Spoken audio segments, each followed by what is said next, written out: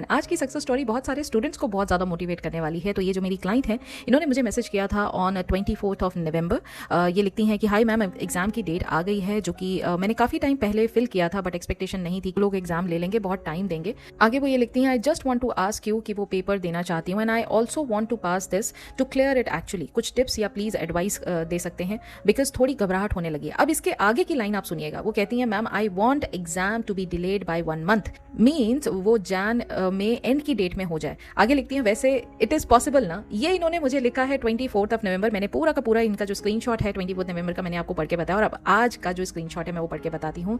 ये लिखती हैं, ma'am good morning, exam postpone हो गया। उसके बाद मैंने कुछ इनको वॉइस नोट में लिखकर भेजा था, और फिर आगे इन्होंने लिखा है, एग्जैक्टली मैम, समटाइम्स अनबिलीवेबल लगता है बट होता है, ये तो कंफर्म है that it is working for me. I am big fan of you as I get to know this law from your videos, so it's life change and yeah many more success stories to come. तो ये जो client है, इन्होंने खुद बताया कि भाई exam जो है वो पोस्टपोन हो गया। जैसा ये सोचा कर रही थी, जैसा ये इमेजिन कर रही थी, जैसा ये चाह रही थी कि एग्जाम की डेट जो है वो डिले हो जाए, एग्जाम इनका फाइनली पोस्टपोन हो गया। और ये इस बात को अब 100% मानती हैं कि जैसा सोचती हैं वैसा ही होता है। जिस चीज़ पर आप फोकस डालते हैं, जिस चीज़ को अपना अटेंशन देते हैं, वो 100% और ज़्यादा बढ़कर 3D में आता है। तो अच्छी चीज़ों पर फोकस डालिए, अपनी उन रियलिटी पर फोकस डालिए जो एक्चुअली में आप एक्सपीरियंस करना चाहते हैं। बार बार 3D से अटैच होने की ज़रूरत नहीं है, क्योंकि 3D is a dead reality. 3D में सब कुछ आपके पुराने थॉट्स का रिफ्लेक्शन है।